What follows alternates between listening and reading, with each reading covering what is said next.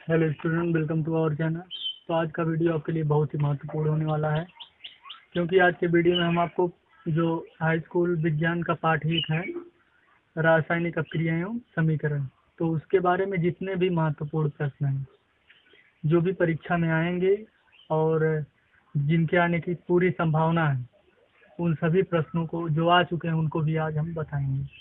तो इसमें हम जो किताब में प्रश्न दिए गए हैं उनको भी बताएंगे, और उसका जो पाठ खत्म होने के बाद जो प्रश्न दिए जाते हैं उनके बारे में भी हम आपको बताएंगे।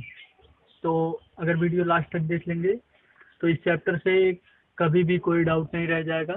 तो इसमें हम पेज नंबर 6 पर चलते हैं, और इस वीडियो के पहले भी हमने 2-3 वीडियो बनाया है इस चैप्टर को लेकर, तो कृपया उसको जाकर देख लें, और सभी वीडियो का लिंक मैं आई बटन में दे दूंगा। तो इसमें पहला क्वेश्चन है कि वायु में जलाने से पहले मैग्नीशियम रिबन को साफ क्यों किया जाता है। तो यह पेज नंबर 6 पर है। तो अब इसका हम कारण बताते हैं कि ये मैग्नीशियम रिबन को साफ क्यों किया जाता है। तो मैग्नीशियम रिबन को जब रखा जाता है, यानी कि जब उसको जब जलाया जाता है वायु में, उसके पहले तो उसको रखा गया होगा कहीं, तो उसको जो रखा गया होता है तो वायु से अभिक्रिया हो जाती है उसकी, मतलब वो ऑक्सीजन से क्रिया कर लेता है। देख लेते हैं यहाँ। तो इसमें क्या होता है, Mg+O2। तो वायु वो क्या करता है, ऑक्सीजन से, वायु में ऑक्सीजन है तो ऑक्सीजन से क्रिया कर लेता है, और फिर एक परत बना लेता है, और वो है मैग्नीशियम ऑक्साइड की परत। इसको हम बैलेंस कर लेंगे, यहाँ 2 ऑक्सीजन है, यहाँ भी 2, तो क्या होगा, यहाँ 2 से हम गुणा कर देंगे, तो यहाँ भी 2 से हमको गुणा करना पड़ेगा, और यह मैग्नीशियम ऑक्साइड।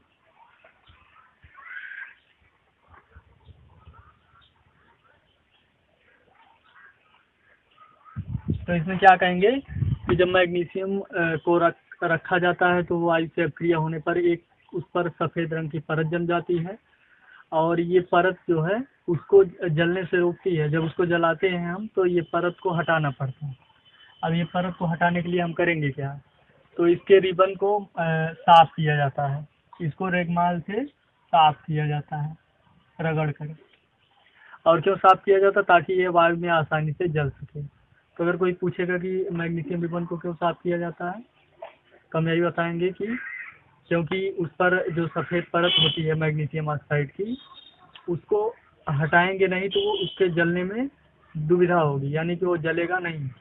अब दूसरे प्रश्न की तरफ हम ध्यान देते हैं। तो इसमें है कि निम्नलिखित रासायनिक अपक्रियों के लिए संतुलित रासायनिक समीकरण लिखना हमको, और यह hydrogen plus chlorine.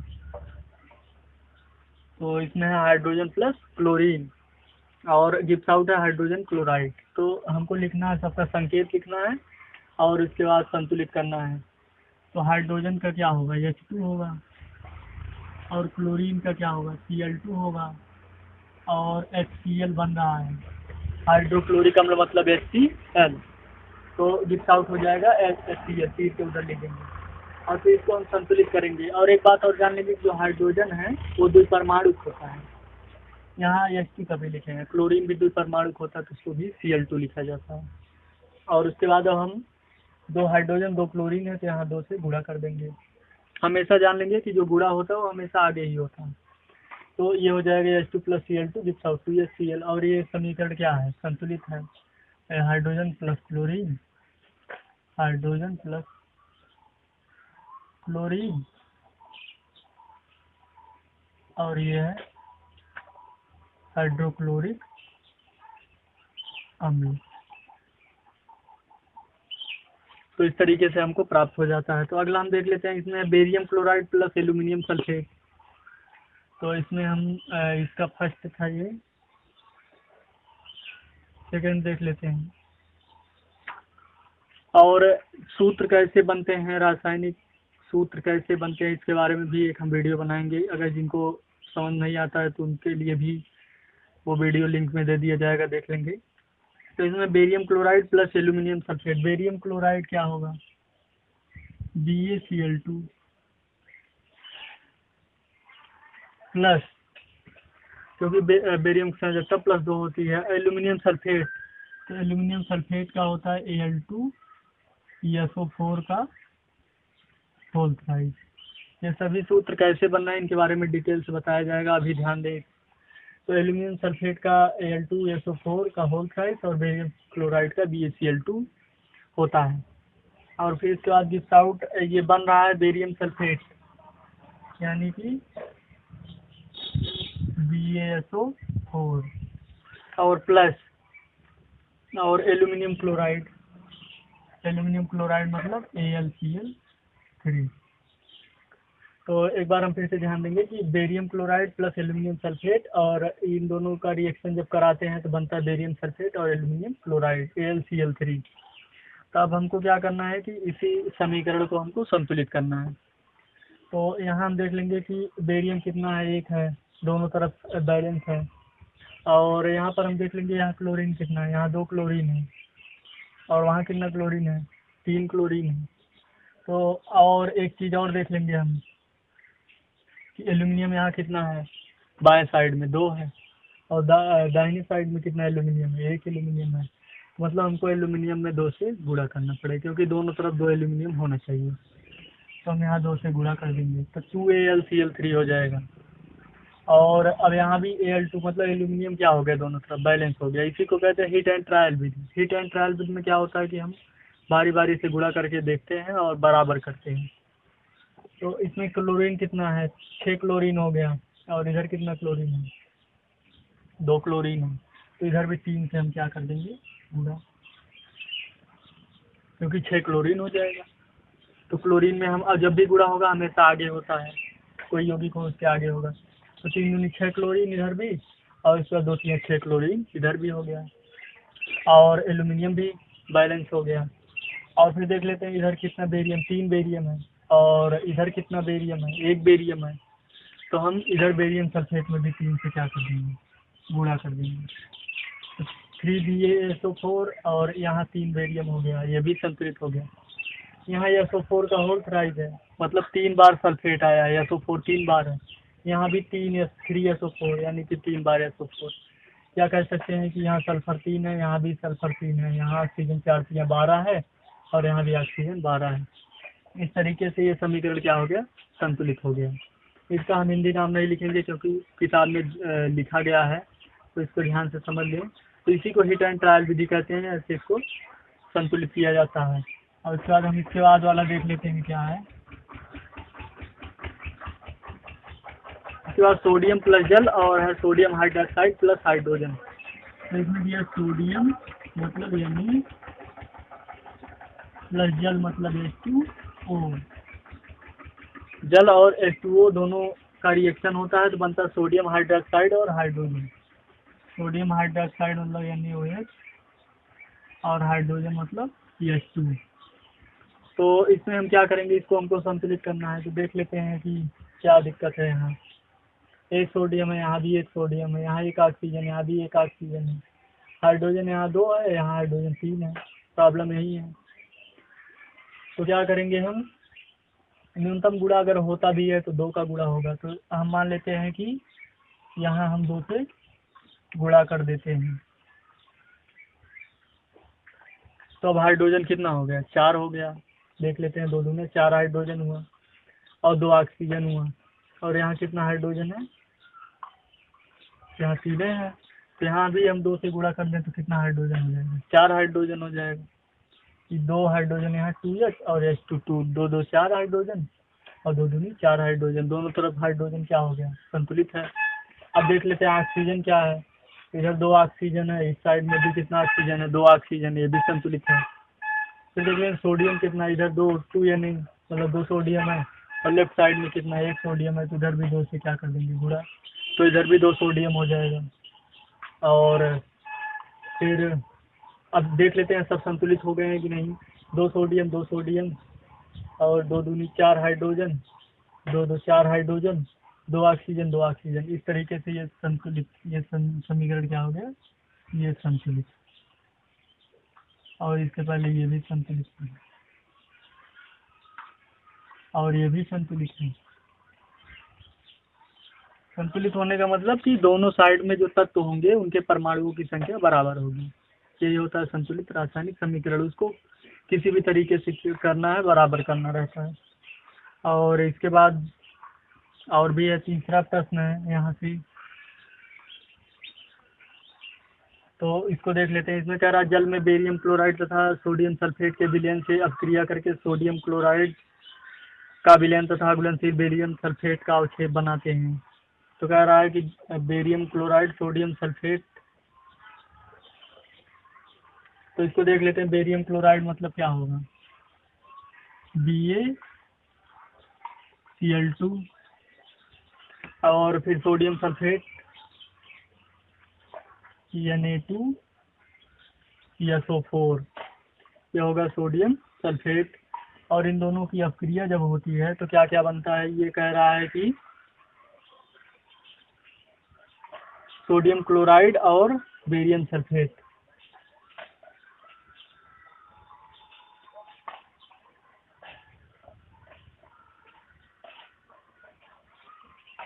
Sodium chloride और बेरियम सल्फेट बनता है। और शायद हमको याद है कि इस अपक्रिया को अवक्षेपण अपक्रिया में शायद कहीं समझाया गया है, तो इसको सभी लोग ध्यान से समझ लेंगे, क्योंकि इसके बारे में हम पिछले वीडियो में बता चुके हैं इस अपक्रिया के बारे में।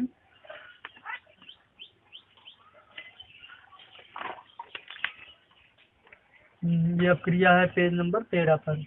तो इसमें क्या है, BaCl2 plus Na2SO4 without BaSO4 plus NaCl। तो इसमें क्या है कि अब क्या करना, हमको संतुलित करना। तो यहाँ कितना बेरियम है, एक है, यहाँ भी कितना, एक है। सोडियम देख लेते हैं, यहाँ कितना, लेफ्ट साइड में कितना सोडियम, 2 सोडियम है। तो राइट साइड में भी कितना होना चाहिए, 2। तो 2 से हम क्या कर लेंगे, गुणा। और फिर क्लोरीन देख लेते हैं, यहाँ भी 2 क्लोरीन, इधर भी 2 क्लोरीन। तो क्लोरीन तो बैलेंस्ड है। फिर SO4 कितना है, SO4 एक है। बेरियम बेरियम, मतलब ये समीकरण अब जो है बैलेंस्ड हो गया है। हमको कुछ नहीं करना था, केवल सोडियम क्लोराइड मतलब NaCl में 2 का गुणा कर देना था। इस तरीके से ये रिएक्शन बैलेंस हो गया है। समझ में तो आया होगा। तो कह रहा है कि निम्नलिखित उनकी अवस्था के संकेत संतुलित रासायनिक समीकरण लिखिए। तो ये बहुत ही आसान था। और इसको बताएं अवक्षेपण अपक्रिया में है ये, क्योंकि यहाँ पर बेरियम सल्फेट का अवक्षेप मिलता है। अवक्षेप मतलब एक सफेद पदार्थ होता है जो जल में नहीं घुलता है।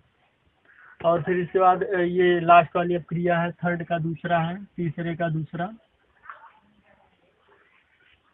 तो इसमें सोडियम हाइड्रोक्साइड का विलयन जल में हाइड्रोक्लोरिक अम्ल के विलयन से क्रिया करके अभिक्रिया करके सोडियम क्लोराइड का विलयन तथा जल बनाते हैं। तो सोडियम हाइड्रोक्साइड मतलब क्या होगा, NaOH प्लस हाइड्रोक्लोरिक अम्ल मतलब HCl,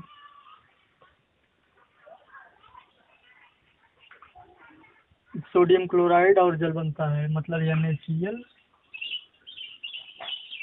और जल मतलब H2O। तो सोडियम हाइड्रोक्साइड और हाइड्रोक्लोरिक अम्ल की जब अपक्रिया करवाते हैं तो सोडियम क्लोराइड और जल बनता है। वैसे इस अपक्रिया को भी हम बताए हैं उदासीनीकरण अपक्रिया, क्योंकि ये क्या है, क्षार है, ये अम्ल है। तो क्षार और अम्ल क्रिया करते हैं तो लवण और जल बनता है। तो अब कह रहा है कि इसको हमको क्या करना है कि संतुलित करना। तो देख लेते हैं क्या संतुलित है। ये एक सोडियम इधर भी, एक सोडियम इधर भी, एक ऑक्सीजन इधर, एक ऑक्सीजन इधर, हाइड्रोजन 2 इधर हो गया, इधर भी 2 है, क्लोरीन 1। तो ये पहले से ही संतुलित है। ये समीकरण भी क्या है, संतुलित। और ये भी क्या है, संतुलित।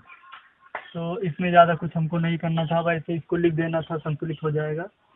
और प्रॉब्लम अगर कहीं होगी तो हमको पता है कि ये प्रॉब्लम होगी किसी भी यौगिक का नाम लिखने में, प्रॉब्लम वही होती है। तो इसके बारे में हम डिटेल से एक वीडियो हम जल्द ही बनाएंगे, और इसका इस वाले वीडियो के लिंक में आई बटन में उसको हम ज़रूर डालेंगे, ताकि इसको समझ लिया जाए, तभी ये समझ में आएगा। तो इसके बाद हम 2 क्वेश्चन और हैं लास्ट में, उसको देख लेते हैं।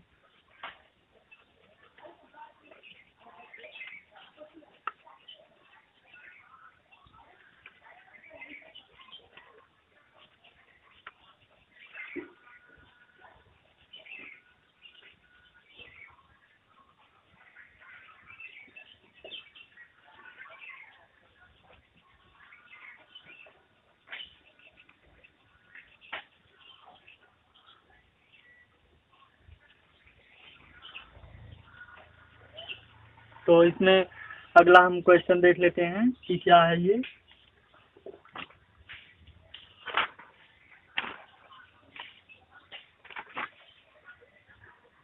तो तो ये है पेज नंबर 15 पर है, पेज नंबर 15 पर है। तो देख लेते हैं ये क्या है प्रश्न। प्रश्न ये है कि जब लोहे की कील को कॉपर सल्फेट के विलयन में डुबोया जाता है तो विलयन का रंग बदल क्यों जाता है। तो लोहे की कील मतलब कि Fe। और ये पहला प्रश्न है, पेज, इसको पेज जान ले कौन सा है, पेज नंबर 15 पर है। तो किताब लेकर साथ में पढ़े तभी समझ में आएगा। तो लोहे की कील मतलब Fe और कॉपर सल्फेट के विलयन मतलब CuSO।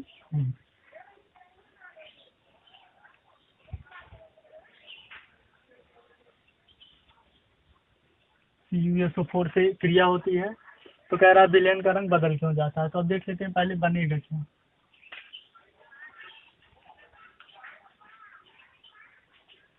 ये बहुत ही अच्छा रिएक्शन है, सबको पता होगा, विस्थापन अपक्रिया। जो रासायनिक अपक्रिया के बारे में नहीं देखे हैं पुराना वीडियो देख लें, इसके आई बटन में है वो। तो उसमें हम क्या बताए थे कि इसको हम थोड़ा बड़ा लिख सकते हैं।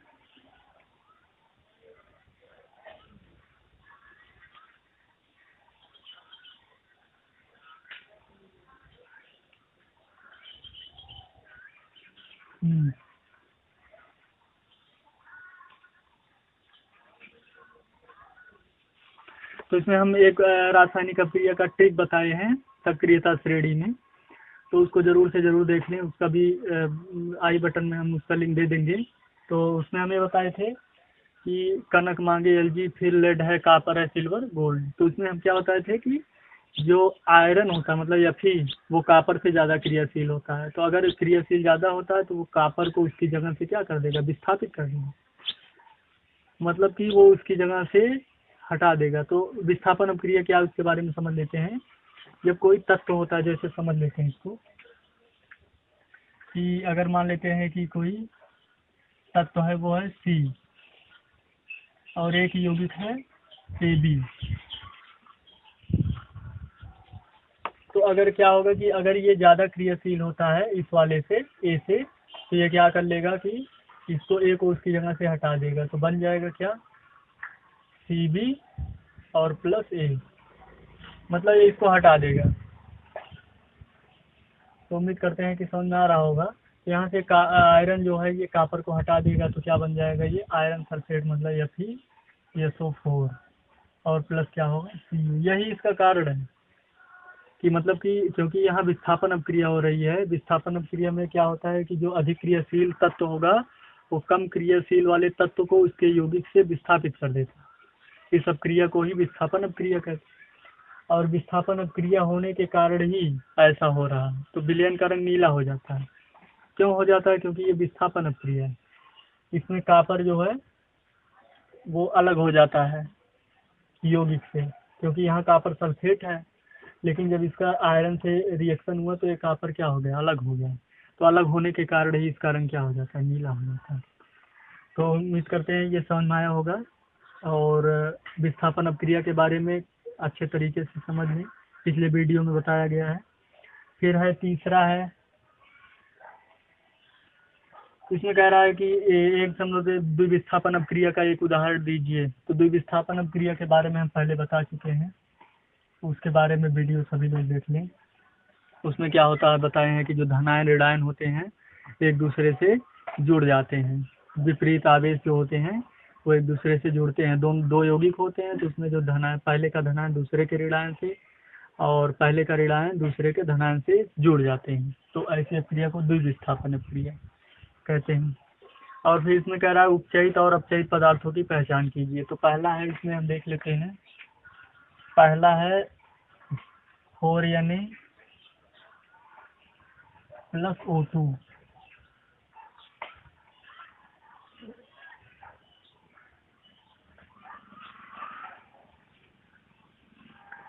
Na plus O2। और इसके बाद है कि इसमें दिया गया है कि उपचयित और अपचयित पदार्थों की पहचान करना हमको। तो इसमें क्या हो रहा है कि देख रहे हैं जो Na है यहाँ से इसमें ऑक्सीजन जुड़ गया है, मतलब ऑक्सीजन का ऐड हुआ है। तो इसका मतलब जो सोडियम है इसका क्या हो रहा है, उपचयन हो रहा है। उपचयन मतलब ऑक्सीकरण हो रहा है, मतलब जिसमें ऑक्सीजन जुड़ता है तो सोडियम का उपचयन हो रहा है। तो यही पूछ रहा है कि किसका उपचयन हो रहा है और किसका अपचयन हो रहा है। अपचयन मतलब उपचयन अपचयन के बारे में बताए हैं उसको। तो क्या बताए थे कि उपचयन ऐसी रासायनिक प्रक्रिया होती है कि जब ऑक्सीजन जुड़ जाता है, किसी तत्व में ऑक्सीजन बढ़ जाता है, तो ऐसी अपक्रिया को उपचयन अपक्रिया कहते हैं। और अपचयन में क्या बताए थे कि ऑक्सीजन निकल जाता है, तो उसमें हाइड्रोजन एकदम उल्टा होता है। जैसे ऑक्सीजन जुड़ता है तो हाइड्रोजन निकलता है, हाइड्रोजन जुड़ता है तो ऑक्सीजन निकलता है। तो दूसरी अपक्रिया देख लेते हैं यहाँ क्या हो रहा है, उपचयन। और फिर इसके बारे में हम सेकंड वाली रिएक्शन देख लेते हैं। इसके बारे में समझा चुके हैं, Cu प्लस H2O, और ये गिव्स आउट हो जाएगा Cu प्लस H2O। नहीं, यहाँ CuO ध्यान देंगे, यहाँ CuO है, gives out H2, Cu plus H2O। हाँ ठीक है। अब हम इस रिएक्शन को ध्यान से देखेंगे तो इसमें क्या है कि ये कॉपर ऑक्साइड है, यहाँ क्या है, कॉपर है। तो यहाँ ऑक्सीजन की क्या हो रही है, कमी। तो जब ऑक्सीजन की कमी होगी तो यहाँ क्या होगा, अपचयन। और यहाँ हम देखते हैं, यहाँ CuO प्लस H2 है, ध्यान देंगे H2O नहीं है, H2 है। और यहाँ पर क्या हो रहा है, ऑक्सीजन की वृद्धि। तो यहाँ क्या हो रहा है, उपचयन। तो यही उपचयन अपचयन में थोड़ा सा अंतर है। उपचयन मतलब ऑक्सीजन जुड़ता है और अपचयन मतलब ऑक्सीजन घटता है। तो इन दोनों में यहाँ अगर पूछेंगे कि किसका अपचयन हो रहा है तो कॉपर का हो रहा है, और फिर किसका उपचयन हो रहा है, हाइड्रोजन का हो रहा है, क्योंकि हाइड्रोजन के साथ ऑक्सीजन जुड़ रहा है। तो इस तरीके से हम इसमें बता देंगे। और ये ऐसी अपक्रिया है जिसमें दोनों होता है, मतलब इसमें ऑक्सीकरण अपक्रिया भी हो रही है और अपचयन अपक्रिया भी हो रही है। उपचयन अपक्रिया अपचयन अपक्रिया जब दोनों होती है तो उसको कहते हैं रेडॉक्स अपक्रिया। तो ये वीडियो उम्मीद करते हैं समझ में आया होगा। समझ में आया हो तो लाइक जरूर करें, शेयर करें। और इसमें महत्वपूर्ण ये था कि हमेशा हर साल केमिकल बैलेंस करने के लिए क्वेश्चन पूछता है, तो उसको ध्यान से समझने पर केमिकल बैलेंस करना सीख जाएंगे। तो अगले पार्ट में हमें बताएंगे कि इस अभ्यास जो इस पाठ के प्रश्न हैं, जो लास्ट में चैप्टर के खत्म होने पर दिए गए हैं, जो बहुविकल्पीय और हैं, उनके बारे में बताया जाएगा। तो इसको पार्ट 2 में बताया जाएगा। देखने के लिए धन्यवाद।